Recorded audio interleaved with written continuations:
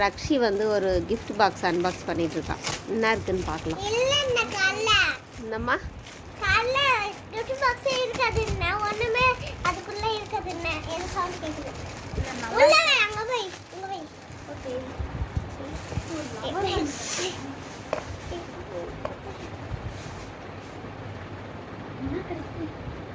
டேய் இன்னும் ஓபனே பண்ணலடா.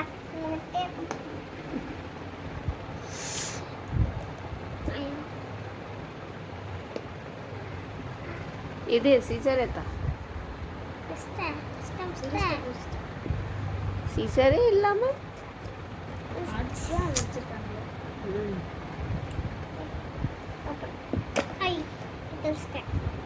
ஆனா இப்படி பிச்சாதான் ஒரு ஜாலியா இருக்கும்ல.